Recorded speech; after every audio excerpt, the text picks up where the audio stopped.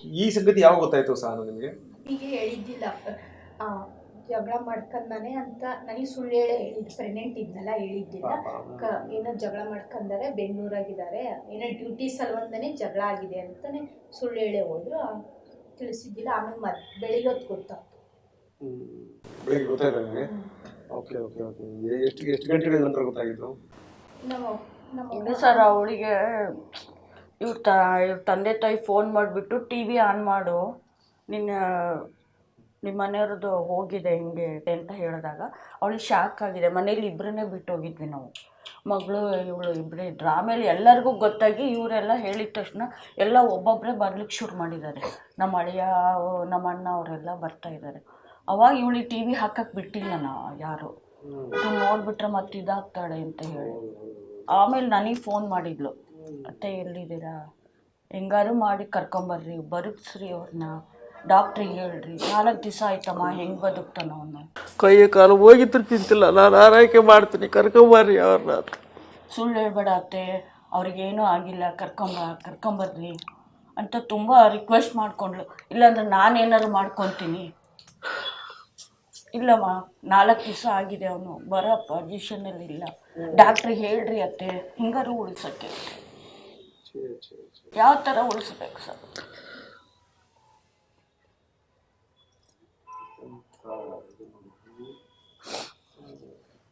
Phone ಮಾಡ್ತಿದ್ದಾಳೆ, ನಾವು ಸುಳ್ಳು ಹೇಳ್ತಾ ಇದ್ದೀವಿ, ಕರ್ಕೊಂಬರ್ತೀವಮ್ಮ, ಹೆಣ್ಮಕ್ಳು ಕರ್ಕೊಂಬರ್ತೀವಿ ಅಂತ ಹೇಳಿಲ್ಲ ಸರ್. ಕೊನೆಗೆ ಅವಳಿಗೆ ಹೆಂಗೋ ವಿಷಯ ಗೊತ್ತಾಗಿ ಫೋನ್ ಮಾಡಿದ್ರು ನನಗೆ, ಅತ್ತೆ ಹಿಂಗಾರು ಮಾಡಿ ಕರ್ಕೊಂಬರ್ರಿ, ನಾನು ನೋಡ್ಕೊತೀನಿ ಅವ್ರನ್ನ,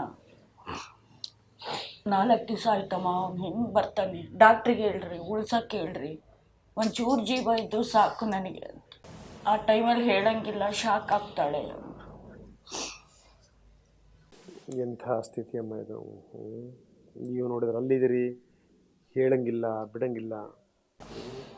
ಆಮೇಲೆ ಹೇಗೋ ಗೊತ್ತಾಗಿದೆ, ಟಿ ವಿ ನೋಡಿ ಸಮಾಧಾನ ಮಾಡ್ಕೊಂಡು. ನಿಮಗೆ ಟಿ ವಿ ಹಾಕಿದಾಗಲೇ ಗೊತ್ತಾಗಿದ್ದು? ನೋಡಿದ್ದಿಲ್ಲ, ಅದು ಹಚ್ಚಿದ್ರು ಬರ್ತಿದ್ದಿಲ್ಲ, ನಾವು ತೆಗೆದ್ಬಿಟ್ಟಿದ್ವಿ ಕನೆಕ್ಷನ್ ಭಾಳ ಒಳ್ಳೆ ಎಲ್ಲ. ಕೆಲಸ ಮಾಡಿದ್ರಿ. ಇವರೆಲ್ಲ ಹೇಳಿದ ತಕ್ಷಣನೇ ನಾವು ಟಿ ವಿ ಆಫ್ ಮಾಡಿಬಿಟ್ವಿ. ಅಲ್ಲಿ ಹೋಗ್ತಿದ್ದಂಗೆ ನಮಗೆ ಮೊಬೈಲ್ ಇದು ಮಾಡಿ ಇದು ಪೊಲೀಸ್ನವರೆಲ್ಲ ಹಿಂದೆ ಬಂದುಬಿಟ್ರು, ಮೀಡಿಯಾದವರೆಲ್ಲ ಬರೋಕ್ಕೆ ಶುರು ಮಾಡಿಬಿಟ್ರಲ್ಲ, ಟಿ ವಿಯಲ್ಲಿ ಬರುತ್ತೆ ಅಂತ ಇವಳಿಗೆ ನಾವು ಮನೆಗೆ ಫೋನ್ ಮಾಡಿ ಹೇಳಿದ್ವಿ, ಹಾಕಕ್ಕೆ ಹೋಗ್ಬೇಡ್ರಿ. ಎಷ್ಟು ತನಕ ಮುಚ್ಚಿಡಕ್ಕೆ ಸಾಧ್ಯ ಹೇಳಿ ಅಲ್ವಾ? 11 ಗಂಟೆ. ನೋಡಿ, ಎಂಥ ಅದ್ಭುತವಾದ ಫ್ಯಾಮಿಲಿ. ತಂದೆ ತಾಯಿ ಕಣ್ಣೀರಲ್ಲಿ ಕೈ ತೊಳಿತಾ ಇದ್ದಾರೆ. ಅವ್ರಿಗೆ ತಾನು ಹೆತ್ತ ಮಗ ಶವ ಆಗಿದ್ದಾನಲ್ಲಿ, ಅದು ಎಂಥ ಸ್ಥಿತಿನಲ್ಲಿ, ಯಾವ ಭಾಗವನ್ನೂ ಕೂಡ ಬಿಟ್ಟಿಲ್ಲ, ಅಷ್ಟರ ಮಟ್ಟಿಗೆ ಚಿತ್ರಹಿಂಸೆ ಕೊಟ್ಟು ಕೊಂದಿರುವಂಥದ್ದು, ಅಂಥ ಸ್ಥಿತಿ. ಇನ್ನೊಂದು ಕಡೆಗೆ 5 ತಿಂಗಳ ಗರ್ಭಿಣಿ. ಆಕೆ ಹೇಳ್ತಿದ್ದೊಂದೇನೆ, ಒಂದು ಚೂರು ಜೀವ ಉಳಿದ್ರೂ ಸರಿ, ನಾನು ನನ್ನ ಗಂಡನ ಕಾಪಾಡ್ಕೊತೀನಿ ಅಂತ. ಎಂಥ ಸಂಗತಿ. ಅದಕ್ಕೆ ನಾನು ಹೇಳೋದು, ಯಾರೋ ಏನೋ ಉಮ್ಮೇದಲ್ಲಿ ಮಾಡ್ತಾರಲ್ಲ, ಇವೆಲ್ಲ ಕಣ್ಣೀರಿನ ಶಾಪಗಳು ತಟ್ಟದಂಗಿರ್ತಾವ ಹೇಳಿ. ಮಾಡಿದವ್ರಿಗೆ ಶಿಕ್ಷೆ ಆಯಿತು, ಒಳಗಡೆ ಹೋದರು, ಇವತ್ತು ನಾಳೆ ಬರ್ಬೋದು, ಪ್ರಶ್ನೆ ಬೇರೆ. ಆದರೆ ಆಗಿರೋದು ಯಾರಿಗೆ ಹೇಳಬೇಕು ಇವ್ರ ಕಷ್ಟಗಳನ್ನು? ಸರಿ, ಇಷ್ಟೆಲ್ಲ ಆದಮೇಲೆ ಸಹನ ಎಷ್ಟೊತ್ತಿಗೆ ನಿಮಗೆ ಗೊತ್ತಾಗಿದ್ದು? ಎಷ್ಟೊತ್ತಿಗೆ ನಿಮಗೆ? ಬೆಳಿಗ್ಗೆ ಹೊತ್ತು ಗೊತ್ತಾಗ್ತು. ಆಮೇಲೆ ಜನಗಳು ಬರ್ತಾ ಇದ್ದಾನೆ, ಸಂಶಯ ಬಂತು, ಯಾರು ಬರಲಿ, ಎಲ್ಲರಿಗೂ ಕೇಳಿದ್ರೆ ಎಲ್ಲರೂ ಮುಚ್ಚಾಕ್ತಿದ್ರು. ಆಮೇಲೆ ಗೊತ್ತಾಗ್ತು, ಆಮೇಲೆ ಫೋನ್ ಮಾಡಿದೆ ಇವರಿಗೆ. ಏನಮ್ಮ, ಹೆಂಗಿತ್ತು ಮನಸ್ಥಿತಿ ಪಾಪ ಅವಾಗ? 5 ತಿಂಗಳ ನಿಮಗೆ ಅವಾಗ?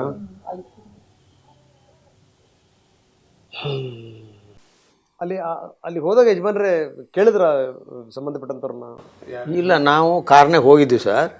ನಾವು ಕಾರ್ನಾಗ ಕೂತ್ಕೊಂಡ್ಬಿಟ್ವಿ. ನಮ್ಮ ಸ್ನೇಹಿತರು ಅವರು ಇಳಿದು ಹೋದರು, ಅವ್ರು ಪೊಲೀಸರು, ನಾನು ವೆಚ್ಕರಿಗೆ ಮಾಡ್ಕೊಂಬರ್ತೀನಿ ಅಂತ.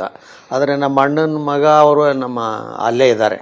ನಮ್ಮ ಅಣ್ಣನ ಮಗ, ಆಮೇಲೆ ನಮ್ಮ ತಂಗಿ ಮಗನೂ ಅಲ್ಲೇ ಇದ್ದಾರೆ. ಅವರೆಲ್ಲ ಸೇರ್ಕೊಂಡಿದ್ದಾರೆ. ಅವ್ರಿಗೆ ಗೊತ್ತಾಗಿದೆ. ಕಾರ್ನಾಗಿದ್ದರೂ ಕೂಡ ನಮ್ಗೆ ಸಡನ್ನಾಗಿ ಹೇಳಿಲ್ಲ ಅವರು.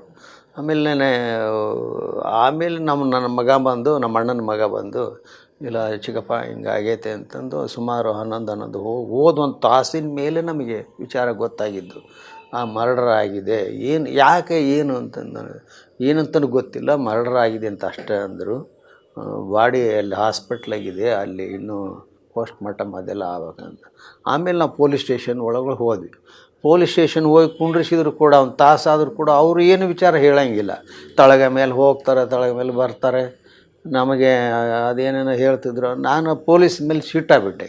ಯಾಕೆ ಹಿಂಗೆ ಮಾಡ್ತೀರಿ, ಯಾಕೆ ಏನಿತ್ತು ವಿಚಾರ ತಿಳಿಸ್ರಿ ಅಂತ. ಗೊತ್ತಿಲ್ಲ ನಿಮಗೆ ಆವಾಗ ಹೇಳ್ತಾರೆ ಅವ್ರು, ಹಿಂಗಾಗಿದೆ, ಏನೋ ದುಡ್ಡಿನ ವಿಚಾರದಲ್ಲಿ ನಿಮ್ಮ ಮಗನಿಗೆ ಇದಾಗಿದೆ ಅಂತ ಅವಾಗ ಹೇಳಿದರು. ಅಲ್ಲಿ ತನಕ ಪೂರ್ತಿ ಗೊತ್ತಿಲ್ಲ. ಆಮೇಲೆ ನಮ್ಮನ್ನು ಅಲ್ಲೇ ಹಾಸ್ಪಿಟ್ಲಿಗೆ ಅದೆಲ್ಲ ಕರ್ಕೊಂಡೋಗಿ ನಮಗೆ ಮತ್ತು ತೋರಿಸಿ ಅದೆಲ್ಲ ಬಾಡಿ ಕೊಡೋಕೆ ಸೈನ್ ಮಾಡಿಸ್ಕೊಂಡು ಅದೆಲ್ಲ ಮಾಡಿದ್ರು. ಗುರ್ತಿಡಿದ್ರ? ಗುರ್ತಿಡಿಲಿಲ್ಲ. ಗುರ್ತಿಲ್ಲ. ಅಷ್ಟು ಎಲ್ಲ ಬಾಯಿ ಇದೆಲ್ಲ ನಾಯಿ ತಿಂದ್ಬಿಟ್ಟಿತ್ತೇನಿಲ್ಲ, ಫುಲ್ಲು ತುಟಿ ಇದೆಲ್ಲ ಇದಾಗೋಗ್ಬಿಟ್ಟಿತ್ತು. ಸ್ವಲ್ಪ ಮುಖಂದ ಹಿಡಿದು ಎಲ್ಲನೂ ಹೊಡೆದು ಗಾಯ ಮಾಡಿ ಐಡೆಂಟಿಫೈ ಮಾಡೋಕ್ಕೆ ಸಾಧ್ಯನೇ ಇಲ್ಲ. ನಮ್ಮದು ವೇಷಭೂಷಣದಿಂದ ಅವ್ರಿಗೆ ನನ್ನ ಚಡ್ಡಿ ಅದೆಲ್ಲ ನೋಡಿ ಅವನ ಒಂದು ಸ್ವಲ್ಪ ಮುಖದಿಂದ ಇದ್ದಿಂದ ನಮ್ಮ ಮಗ ಅಂತ ಗೊತ್ತಿಡು. ಅಷ್ಟರ ಮಟ್ಟಿಗೆ ವಿಕಾರ ಆಯಿತು. ಅದು ಅವನು ನಮಗೆ ಡ್ರೆಸ್ ಅಂತೂ ಗೊತ್ತಿತ್ತಲ್ಲ, ಅದೆಲ್ಲ ಆಯಿತು. ಆಮೇಲೆ ಮುಖ ನೋಡ್ತಾ ಅದು ಇದಾದ ನಮಗೆ ಒಂಥರ ಅಷ್ಟು. ಏನು ಯಜಮಾನ್ರೆ ನಾನು ಹೇಳೋದು, ಇಂಥದ್ದೇ ಶಿಕ್ಷೆ ಕೊಡಬೇಕಾ ಯಾರಾದ್ರೂ? ಹಾಂ, ಅದೇ ಹೇಳೋದು. ತಪ್ಪು ಒಪ್ಪುಗಳು ಬೇರೆ ಇರಲಿ. ಹಾಂ, ಅಲ್ಲ, ತಪ್ಪುಗಳಿರ್ಬೋದು. ನಾನು ತಪ್ಪನ್ನು ಸಮರ್ಥನೆ ಮಾಡ್ಕೊಂತಿಲ್ಲ. ಆ ತಪ್ಪಿಗೆ ಪ್ರಮಾಣವಾಗಿ ಇದು ಮಾಡಬೇಕಾಯ್ತು. ಏನಿಲ್ಲ, ಒಂದು ಆ ಪುಣ್ಯಾತ್ಗೀತಿ ಅದನ್ನು ಏನಂತ ಕಾಲು ಅದೇನೋ ಬ್ಲಾಕೋ ಏನೋ ಮಾಡ್ಬೇಕು ಅದು ಮಾಡ್ಕೊಂಡಿದ್ರೆ ಆಗಿ ಹೋಗಿರೋದು. ಬೇಡ ಇಲ್ಲಿ ಪೊಲೀಸರಿಗೆ ಫೋನ್ ಮಾಡಿ ಹೇಳ್ಬೋದಾಗಿತ್ತ ಹಿಂಗೆ ಮಾಡ್ತಾರೆ ಅಂತ. ಅವ್ರು ದೊಡ್ಡ ವ್ಯಕ್ತಿ ಅಲ್ಲ, SP ಗೋ DYSPಗೋ ಪೊಲೀಸ್ನವ್ರಿಗೋ ಫೋನ್ ಮಾಡಿದ್ರೆ ಕರೆದು ಅವ್ರು ಮಾಡಿ ಶಿಕ್ಷೆ ಏನು ಕೊಡ್ಬೋದಾಗಿತ್ತು, ಅರೆಸ್ಟ್ ಮಾಡ್ಬೋದಿತ್ತು, ಏನು ಮಾಡ್ಬೋದಿತ್ತು. ಪ್ರಾಣ ತೆಗೆ ಅಂತ ಇವತ್ತಿನ ತೀರ್ಮಾನದಲ್ಲಿ ಅವೆಲ್ಲ ಇನ್ಸ್ಟ್ರೂಮೆಂಟ್ರಿಂದ ಏನೇನೋ ಮಾಡ್ತಾರೆ. ಅಂಥದ್ರಲ್ಲಿ ನಾನು ಸಮರ್ಥನೆ ಮಾಡ್ಕೊಂತಿಲ್ಲ. ತಪ್ಪಿಗೆ ಆ ಥರ ಆಗಬಾರ್ದು ಅಷ್ಟೇ. ನಾನು ಬೇಕಾದಷ್ಟು ಮಾರ್ಗಗಳು ಇದ್ವಲ್ಲ ಅಂತ, ಮಾರ್ಗಗಳು ಇದ್ವ. ಅದು ಈ ರೀತಿ ಹಿಂಸೆ ಕೊಟ್ಟು ಈ ರೀತಿ ಹೆಂಗದು ಯಾವ ರೀತಿ ಅವ್ರಿಗೆ ಮನಸ್ಸು ಬಂದಿತ್ತು. ಅದು ಕೂಡ 8-10 ಜನ ಸೇರ್ಕೊಂಡು ಒಂದು ಗೋಡೌನ್ನಲ್ಲಿ ಇಷ್ಟು ನನ್ನ ಮಗ ಇರೋದು ತೆಳ್ಳಗೆ ಬಂದಿತ್ತು. ಅವನಿಗೆ ಹೊಡಕ್ಕೆ 5-6 ಜನ ಬೇಕು ಸರ್. ನಾನು ಅವನಿಗೆ ಏನೋ ಕುಡ್ಸೋಕೆ ತಿನ್ನೋಸಕ್ಕೆ ಹೋಗಿದ್ರೆ ಮಾಂಸ ಅದೆಲ್ಲ, ನಾನು ಜಂಗಮಾನ ತಿನ್ನೋಕೆ ಬರಲ್ಲ ಅಂತ ಅದೆಲ್ಲ ಬಂದಿದೆ. ನಾನು ಮಾಂಸಾಹಾರಿ ಅಲ್ಲ ಅಂತ ಅದನ್ನು ಬಾಯಿ ತುರ್ಕಕ್ಕೆ ನೋಡಿದಾರಂತೆ. ಅವೆಲ್ಲ ನಮಗೆ ಒಂಥರ ಮನಸ್ಸಿಗೆ ಹೋಗ್ತಾ ಇಲ್ಲ ಅದೆಲ್ಲ ಘಟನೆಗಳು. ನಮಗೆ ಅದು ಮತ್ತೆ ಇವರು ಇಷ್ಟು ಇದು ಮಾಡ್ಯಾರಲ್ಲ ಅಂತ ಅದೇ ಘಟನೆ ಬರ್ತಾಯಿದೆ. ನೀವು ಯಾವ ಸಿನಿಮಾದಾಗೂ ಈ ಚಿತ್ರ ನೋಡಿಲ್ಲ. ಏನು ಸಿನಿಮಾದ ಎಂಥ ಅದು ಅಂತಪ್ಪ ಅಂತ ಏನೇನೋ ಬರ್ತಿತ್ತು, ಅದೇನೋ ಊರು ಕಿತ್ತು ಮಾಡೋದು ಆ ಥರನೇ ಮಾಡಿದ್ದಾರೆ ಇವರು. ಸಿನಿಮಾನು ಮೀರಿಸ್ಬಿಟ್ರು. ಹಾಂ, ಮೀರಿಸಿ ಎಂಥ ಕಟಕರ್ಕಿಂತ ಕಟಕರಾಗಿದೆ. ನ್ಯಾಯ ಅದು ಸಿಗುತ್ತೋ ಅದಲ್ಲ, ಅದು ಬೇರೆ.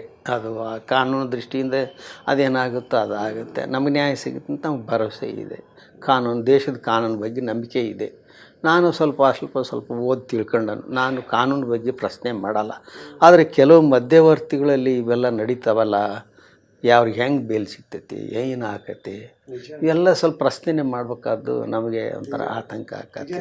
ಹಾಂ, ಯಾಕೆಂದರೆ ಅಲ್ಲಿ ಹೈಕೋರ್ಟ್ನಿಂದ ನನಗೆ ನ್ಯಾಯದ ಬಗ್ಗೆ ಇದೆ. ನಾನು ಹೈಕೋರ್ಟ್ದು ಒಂದು ಪಾಯಿಂಟ್ ನನಗೆ ಭಾಳ ನೋವಾಗಿದ್ದು. ನನಗೆ ಏನಂದರೆ ಅಪಹರಣ ಆಗಿಲ್ಲ, ಅವನಾಗಿ ಹೋಗಿದ್ದಾನೆ ಅಂತಂದು ಅಲ್ಲಿ ಕೋರ್ಟ್ನಾಗೆ. ಅಂದರೆ ಇವ್ನಿಗೆ ಬಡ್ದು ಕೊಲೆ ಮಾಡಿ ಕರ್ಕೊಂಡು ಹೋದ್ರೆ ಮಾತ್ರ ಅಪಹರಣನ, ಈ ರೀತಿ ಮಾಡಿ ಕರ್ಕೊಂಡು ಹೋಗಿದ್ದು ಅಪಹರಣ ಅಲ್ವಾ? ನಾನು ನನ್ನ ವೈಯಕ್ತಿಕ ಪ್ರಶ್ನೆ ಮಾಡ್ತಿರೋದು, ನಾನು ಕಾನೂನು ಪ್ರಶ್ನೆ ಮಾಡ್ತಾ ಇಲ್ಲ. ಆದ್ರೂ ಆ ಥರ ಅವರು ನ್ಯಾಯಾಂಗದಲ್ಲಿ ಆ ಥರ ಇರದೀಯಾ ಅಂತ. ಬಡ್ದು ಹೋದ್ರೆ ಮಾತ್ರ ಕರ್ಕೊಂಡು ಹೋದ್ರೆ ಅದು ಅಪಹರಣ ಅಂತನ? ಈ ಮೋಸ ವಂಚನೆಯಿಂದ ಮಾಡಿ ಕರ್ಕೊಂಡು ಹೋಗಿದ್ದು ಅದು ಅಪಹರಣ ಅಲ್ಲ. ನಾನು ಯಾರನ್ನೂ ಪ್ರಶ್ನೆ ಮಾಡ್ತಿಲ್ಲ. ನನ್ನ ಒಂದು ಪ್ರಶ್ನೆ ನನಗೆ ಇವತ್ತಿನವ್ರಿಗೂ ಕಾಡ್ತಾ ಇದ್ದಾವೆ ಕೆಲವೆಲ್ಲ. ಅವು ಕಾನೂನು ದೃಷ್ಟಿಯಿಂದ ಮಾಡ್ತಕ್ಕಂಥ ಅವತ್ತು ಕಾನೂನು ಕೇಸ್ ನಡೀತಾ ಬರ್ತಾ ಇತ್ತು ಸ್ವಲ್ಪ ಪೇಪರ್ನಲ್ಲಿ, ಅವಾಗೆಲ್ಲ TV ಮಾಧ್ಯಮದಲ್ಲಿ ಹೇಳ್ತಿದ್ದಿಲ್ಲ. ಅವೆಲ್ಲ ಬೇಕಾದಷ್ಟು ನನಗೆ ಪ್ರಶ್ನೆಗಳು ಮೂಡ್ತಾ ಇದ್ವು. ಆದರೆ ಸುಪ್ರೀಂ ಕೋರ್ಟ್ ಅದನ್ನೆಲ್ಲ ನನ್ನ ಒಂದು ಏನು ಇತ್ತಲ್ಲ ಅದನ್ನೆಲ್ಲನೂ ಅವರು ಇದು ಮಾಡಿದ್ದಾರೆ ಅಲ್ವಾ? ಅದನ್ನು ಹೌದು ರುಜುವಾತ್ ಮಾಡಿದ್ದಾರೆ. ನನಗದು ಸಂತೋಷ. ನಿಮಗೆ ನನಗೇನು ಪ್ರಶ್ನೆಗಳು ಕಾಡ್ತಿದ್ವು ಅದನ್ನು ಸುಪ್ರೀಂ ಕೋರ್ಟ್ ಜಡ್ಜು ಅವ್ರನ್ನೆಲ್ಲ ಪ್ರಶ್ನೆ ಮಾಡಿ ಅದಕ್ಕೆ ಉತ್ತರ ಕೊಟ್ಟಿದ್ದಾರೆ.